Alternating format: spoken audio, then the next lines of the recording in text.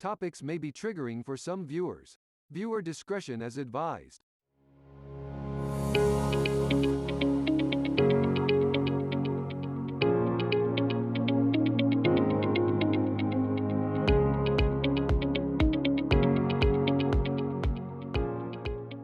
Hey everybody, if you like our show, if you like listening to Kay and I talk, please subscribe to our YouTube show and come check it out, like it, comment it. Let's get the word spread so hopefully it can help more people. Yeah, look us up, Larry Levante Recovery Center, YouTube channel. Welcome to Recovering with Friends. Tonight's topic we're talking about is life after addiction. I have Kayleigh here co-hosting again, and we have our friends Lauren and Glenn. Let's do a little introduction. We'll start with Lauren. My name is Lauren Leonard. I live here locally. I'm 6 years clean this year as of October 29th, so it's a little bit, but I did 14 months in prison here in Maine for drug trafficking. My life's changed a lot since then. It feels like a whole new life since then, so yeah, just a little. That's it, really. Perfect. Thank you, Lauren. Yeah. My name is Glenn Gordon, and I am a person in long-term recovery. Actually, in January, I celebrated 15 years. Very nice. Yes. Can't wait to get there myself. I know, right? I'm Kay, and I'm a person in recovery also, a little over a year sober, and excited to be here with you. And I'm Seth, and I'm in recovery also, and I've shared my little background a few times, so let's get moving on to it. So what is life after addiction brought you, Lauren?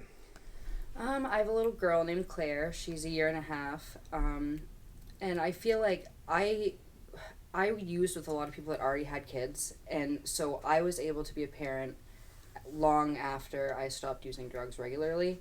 So I feel like that's something I'm really thankful for, because I think about it sometimes. It's like I just couldn't imagine going through that and worrying about a child, because I couldn't even take care of myself at all. So props to anybody that went through that, because I couldn't do it. But I work, I go to college, and yeah, I live a real life now, productive life, not sick every day and wanting to do anything but what I need to do in that moment. So Survival. yeah, and that's In all survival mode. It's just survival mode, and I think that's the best part about being clean now, is just not being in survival mode anymore. Yeah. And being able to relax and like not wake up sick every day and worrying about how you're gonna get money or this or that. And just the stress behind it. Yeah. Has your life definitely. gotten like more or less fun since addiction? I think it's fun in different ways. Like, I enjoy doing nothing now. Yeah. I'm content with nothing. Simple. Sometimes, like, I just want to sit and watch Doc McStuffins with Claire and not do anything. And that's fun. And that's fun now. But, like, back then, I remember spending time with my nephews, and it was, like, a chore for me to want to sit and, like, play with them. And I feel guilty about it now, but looking back, I wasn't in the right state of mind to be a present family member at all. So, but I think it's fun in different ways. It's fun to do less. I don't feel like I'm always on the go, always looking for something, like, funner to do. Content? It's easy. Yeah. Yeah, it's just content. Life is easier. Some for sure. peace. Yeah, definitely.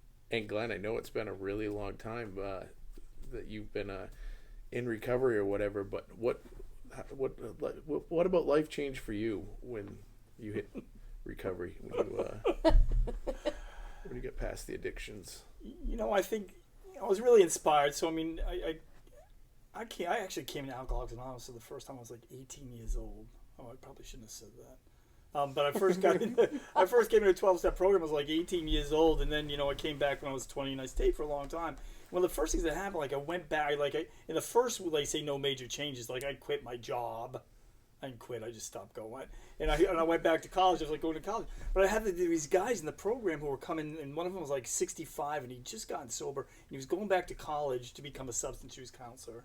And there's another guy, and he was 74, and he'd been sober for a long time, and he went to school just because he loved to learn, and he wanted to like get a degree. And I was like, man, that's just so cool. And I was like, that was I feel like a huge inspiration for me, was like going, just I want to like live, like just that freedom to live out my dreams and that kind of stuff. And like there's been a lot of that, I think, in sobriety. Now I feel like Lauren, like I'm like the best part of my day is getting up in the morning with my wife and sitting on the couch and we are foster parenting 2 cats right now. I don't know that we're gonna give them back when it ends, but we sit on the couch, and I have bird feeders out there, and we have like a little cat bed in front of the window, and so they go and they sit in the cat bed, and like and the squirrels come in and the birds come in and they're just like batting at the window going crazy. I go, that's the best part of my day. I go, I don't need all this excitement. I'm just happy to watch my cats. They're not even my cats, and I know they're gonna go away someday, and I'll be sad. But right now I'm happy. But I get to watch them like chasing after the birds, and I go, that's it, and I get to sit with my wife and I have to spend that time, and we read a little bit and we talk a little bit about what our day's like and about God and all this stuff, right? I love that. And it's wonderful. It's great. It's like every day we get to the end of the day and we lay down and go, what was the best part of your day? And a lot of times we go, this morning sitting watching the cats, we go, right now is the best part of my day. And I go, that's it. So absolutely. I've had a lot of adventures. I've switched addictions, and about 2 years in I started running, and I love to run. And and it started out running 5Ks, and I met people outside, like all my friends at that point were like kind of in the programs and stuff like that. And I started running just because I realized, like, for the first time in my life, I was like starting to gain a little weight. And I was like, that's weird. What the hell is that? I didn't understand what that was. It was unusual for me. And so I went to like a race one day, and I was like in the 45 to 50 group, or 41 to 40, whatever it was. I was like in the older guys group, older guys group. And I realized like I was a better than average runner, and I was a little bit shocked by that whole thing. But for some reason, it like lit a fire under me, and I just kept running. I met people like outside of what I would traditionally consider like people in recovery, but people who like to be healthy and healthy lifestyles and like to race and all this kind of stuff. All of a sudden, I just like a couple of years in a row, I did like 25 or 30 races, and I met guys in this community and just had a lot of fun. It was exciting. And the end of it was like I raced did like Tough Mudders and different stuff like that, and then I ran a 50-mile race, and I'm like, wow, I never thought I was made of anything like that to be able to do anything like that, And, that's so cool. That was but I go, this is like the freedom. I mean, this is the gift of like recovery, right? Yeah. I go, absolutely. I get to do like absurd, crazy things that Like I never this morning. thought I would do, right? Like jump in the water this morning with Kayleigh and a bunch of guys. We jumped in took a little polar plunge on the Swift River. I go,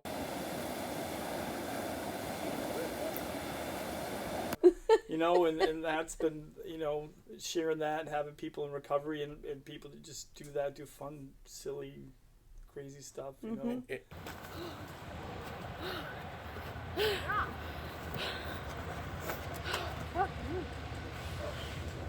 we got a path for next time already. Woo!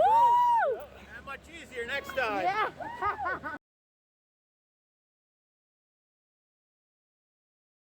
And it's funny that you bring that up, because that was part of like what I was going to say with that. I ended up not jumping in because I was giving it out to just take some pictures of the film, and I took it. But just the fact that like I get the call yesterday and like, hey, you want to go do this? I'm like, yes. I'm like, what the hell's wrong with me? And it coming up, and it was like to film it and all that. But the immediate response is yes. I mean, before that wasn't the immediate response for anything. That might get in the way of my me getting high. Yeah, I can remember back when It might ruin my high would if totally I jump get you in down, sober you on down. a really cold river. That's what I was gonna say. I remember back in the day when I used to drink or whatever, in probably 15 years ago. I mean, Do stupid way back. stuff, yeah. Well, no, I would sit there and like that was sometimes once like I'd go up and jump in where we did like first thing in the morning, so it'd snap me out of my cobwebs. Yeah. But it wasn't like I was going to do it for fun. It's like, oh, do you know what? Jump into that cold river and okay, I'm not hungover anymore. But now it's doing it for whole different reasons. But so what has life brought you, Kay, after addiction? There's so many things that have improved in my life since becoming sober and clean. Like, for instance, I'll just give an example of like this week. I got to pick out my wedding dress, which I never honestly thought that I was going to ever get married, honestly. After losing Adam, I had accepted that I was going to just be alone. That was literally what I accepted. So, the person that I'm marrying, he's also in recovery, and we're, both on our own journeys in recovery, but also so supportive of those journeys. Understand that. And we understand the language, so that makes it so easy. But that was just one thing, and just going to pick out my dress with my friends. And then the other thing was I got a call that I was going to be laid off for a couple of weeks from work. And typically I would be completely broke and have no money and like be freaking out at this point. But because of sobriety and recovery, I'm like, oh, okay, well, it's going to be okay. I just immediately didn't freak out. I was just like, and I'm literally about to put the debit card in the machine to pay for my dress as I got the call from my boss, and I was just like, oh, okay. I mean, Marissa was sitting there rubbing my back, freaking out, like, she's going to freak out. This is it. This is going to make her snap, And I'm like, no, it's all good, and I just, it felt really good to know that I was still in a real secure place. I knew that I was going to call Dan and tell him, and he was just going to be like, okay, well, we'll get through this, because that's what recovery's given me. It's given me my, like, logical thinking that I never had before. And I also got to, talking to my dad last night. He was, my mom's in Florida because my grandfather's passing away. He actually passed away right before, I found out he passed away right before I got to the meeting tonight. But, and it's been expected, we're really happy that he's finally not suffering anymore. But my mom's down in Florida, and I remember telling her earlier this week, like, because I'm in a good place, do you need me to come down there and be with you? I'll get a plane ticket right now. I got the time, I'm laid off for a couple of weeks. I'll come down and be there with you. To feel good about, like, being able to say that and know that I could actually do that for her was really, it felt good. And know that I wasn't going to go down there and cause a bunch of chaos, because that's what I would have done. And when I was in active addiction, I wouldn't have been any help. I would have just caused more problems. If I went down there, it would have been like, no, don't come down here, please. And then last night, my dad's driving down there by himself, and I called to check on him, see where he was at, and to have a really meaningful conversation with him, about God. And, he went to church for the first time with me on Sunday, and he had such an amazing experience. And my relationship connections with my loved ones are so strong now. And I never had that before. I can, it's a whole different relationship that I have with my father. I always was close with him, but now it's like I get to be so open with him, and he trusts me now, Like, I'm supposed to go over there every day and take care of his animals, and, like, I have access to all kinds of things, and it's like, that wouldn't have happened in active addiction. So let's go play with his things. Let's go play with his things. But it's funny. Just kidding, Dad. Don't worry. I'm not going to go play with your things. I'm glad you brought up the whole, like, family thing in that, because one of the things I was going to say that cool happened to me in the last, like, week or so that was, like, after addiction that I couldn't have done before is I had probably, like, a 45-minute talk with my 12-year-old about drugs the other day, and it was so cool. Drinking, drugs, and just explaining. He had some questions and different things, how they work, what's there, and it's like, I'm not telling you not to ever do anything. You got to figure that out yourself. But, like, he was asking, like, real questions, and we were talking about it, like, every drug's not the same. Every experience isn't the same, and he was trying to figure that out a little bit, and it's made him curious, and that's a conversation I could have never had before. I hear you also kind of comment about the finances and stuff, and well, that really hasn't quite improved in my life yet, but at least I'm able to take the limited amount of it and make it work a little bit better, because I'm not just throwing my money away. But I think that brings up a great point to kind of ask, how is, like, being not in addiction anymore affected you guys financially? I'm so financially secure right now. I never thought I would ever be in a position like that, and I'm not rich by any means, but just being able to pay my bills and know that, like you were saying, when you got laid off, if I were to get laid off for a month or two, I'd be all right, and that would have never been a possibility ever. I don't worry about how I'm gonna get groceries, or if I want to buy Claire a new toy or something like that. And it's such a different concept when I would have to scrape together $20. I'm bringing back a bag of bottles this big Yeah. to get a couple bucks, you know, and it's... I donated my bottles today. Well, right. I That just- was what I did. Right, I I just just- went and donated them because I didn't want to wait. Exactly. That's exactly what I just said to Seth when I came here. I have a truck full of bottles for you guys for this bottle drive. Oh, cool. Would you But- ever giving away your bottles when you're Exactly, in I addiction? know. And No. I was thinking about that today, driving through Peru, like over the bridge, you know, and all those people bringing the bottles back, and it was like, man, you guys used to hand me $1.50 and send me on my way some days, and like here I am donating this because I don't want to wait for them. That's the only reason I'm not taking them myself. You know, like I want you guys to. And have I don't need it. And I don't need it. And it's such a good feeling to just not worry about so that. simple. Right. You know, that's another thing in recovery. It's like those simple things that a lot of people that have, and maybe I'm wrong, but I just assume that a lot of people that have never gone through active addiction and had to struggle in that such animalistic survival mode that I know I had to do when I was in active addiction. And now it's like those simple things that you seriously appreciate, like coming home today. You know, I did a lot of running, like going to jump in the river and then going to the gym, you know, going to the gym and like just feeling healthy and strong. And then going home later on and just making a simple meal. Like I literally in my kitchen cooking with the music on, and how appreciative I am of something like that, a moment like that. You know, recovery has given me the ability to live in the moment, like seriously live in the moment and not take things for granted.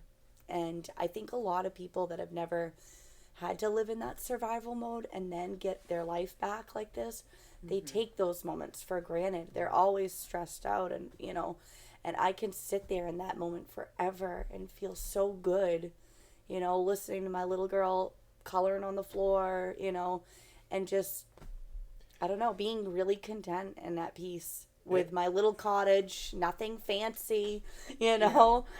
Just and so nice. I totally get that, because I mean, I still have my moments where I get stuck in my head. I have my funks, I have all that stuff, but I'm starting to get like, or I am like little things. I get excited about them. Yeah. It like getting called to go down there, even though I didn't jump in. It was exciting, and a lot of that comes I watch, and I like Glenn's excited about everything. You ask Glenn anything, yeah, I'm in. And it's like I'm seeing that, and I'm starting to get there. It's like I'm getting, I'm going on 8 months or whatever, getting close to that, and it's like the more excitement comes along with it.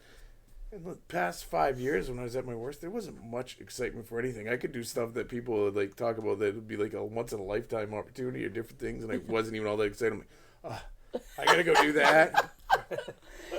And like being like, yeah, no, I totally get Debbie that. Downer for everything and stuff, and now I'm a lot more excited. I mean, I have my moments still. As Marissa, I'm sitting there and I'm like, oh man, I really don't want to go do that. What the hell? That's kind of stupid or whatever. But it lasts for a few minutes, and then I'm like, well, wait a minute here, and I talk myself out of it. That I never do. I just sit there and be pissy the whole time, and then afterwards go, well, why was I pissy the whole time through it or whatever? But Yeah. That's where it's changed a lot for me, but just the excitement of things. Doing those silly things like jumping in the river today I'm so jealous. was started last year because of Glenn. It's Glenn's fault, by the way. It's Jim Irish's fault. It is Jim Irish's fault, but Glenn, you gave him the idea, I think. Somebody gave him the It's idea. all Wim Hof. All Wim Hof. Okay, it's the Wim Hof breathing thing that Chris and JD told me about. But I remember Jim had asked us to do that last year a couple of times. And I thought, like, I had gone by the river and saw that it was opened up a little bit. I can't remember. And that's what gave me the idea. But thinking about back when I first started into recovery, I kind of turned into, like, you remember that movie Yes Man? Like, and he said yes to everything. That was so me. And it still is. It still is. If it revolves around recovery, and I know I can do it, and I have the time to do it, and it's no matter how insane it sounds, I'm gonna say yes, because I wanted to get the most out of recovery. Is like, whatever my sponsor said to do, I was gonna do it, and I was gonna do it all the way and 110%, because I believe that. That's you. Yeah, I was. You were like, that was like everything, and I was so afraid that if I didn't do that, and I relapsed or whatever, then I would always go back and be like, it's because you didn't try 110%. So I've always said, like, yes, I'm going to do that because I don't want to lose the opportunity. I think what you're saying, so I mean, I talk to so many people getting started, they go, I don't know what I like. I don't know what Do I it like all. to do, Everything. right? And so that's a great thing about being sober as well. Just, you get a chance to find it out, like, and I think that's been my story too. I just go, well, let's try it. How do I know if I don't try, and I think, I just think it's amazing because, my wife and I decided after we've been married for a year, we're going to start a business, and it was a dream of hers, and the timing was right, and we started the business, and it was awesome. It was so awesome to be, and to learn how to be joining the community in that way. Like, I'd always worked out of town, and I'm traveling out of town, and I'm not really connected with people in the community so much. And then all of a sudden, you're like in a small business, and you're like in a community, you're meeting all these people, there's all these connections, and you're starting to see how much good people do. Like, we got into this business right around the time of COVID, and everybody's like feeling, we're like working our ass off. Yeah. And people are coming in and they're going, hey, can you deliver meals here? Can you bring food here? Can you do this for that one? They had us like, can you go, we really appreciate all the workers over at Hanford. Can you go bring them a bunch of cookies and muffins? And so we made all these cookies.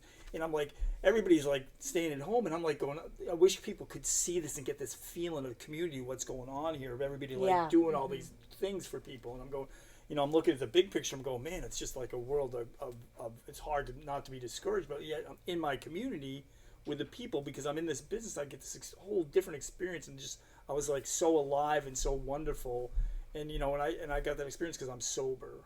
You know what I mean? Otherwise, that thing doesn't. And I have in our business, we closed down, but I still have so many friends that I made during that time that have stuck with me, and relationships that I've built that have become so important to me. And it was a wonderful experience. I learned a ton about myself.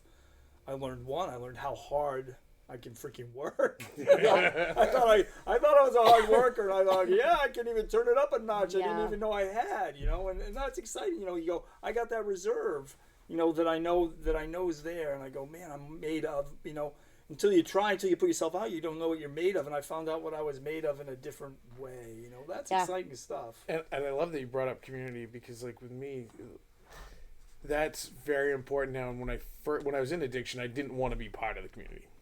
Especially part of this community up in this area. Like, it's like I was like, oh, I gotta stay away from Rough Red. I don't like it. I hate it. Blah blah blah. You were so quick in and out of the store. Because I've worked at Canton Variety for almost 3 years now, and I watched Seth and Marissa over the last few years come in and out. And you're always real quick, throw your money on the counter and leave. And now we can't. You stay and talk with me for 20 and minutes. And now it's like I'm up here, and I've been in my head a little bit this week, and then I had to remind myself of why I'm doing what I'm doing. And I'm like, it's because of community. I want to help people. I want to help people from the town I'm from. I want to be part of it, and I'm seeing this stuff happen. And like you said, I would have never started and made this friendship if it wasn't for recovery.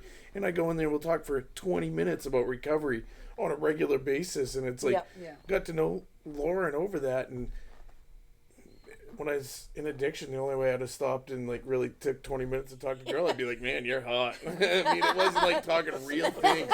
It wasn't anything. Like, it was just stupid stuff. And I look back and go, holy shit, was my mind a simple mind at that point? But it's like developing all kinds of friendships and bonds and everything else. It's been awesome. But that wouldn't happen, and I wouldn't have been part of the community in general, like in this area, the recovery community. It's been unreal. I mean, people that I bounce stuff off, and every day I'm still just learning.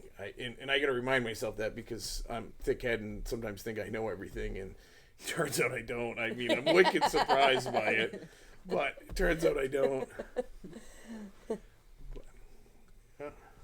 I think probably the best thing that recovery brings to most people is that ability to rebuild relationships, healthy, strong, meaningful relationships. Let's do one thing before we end here.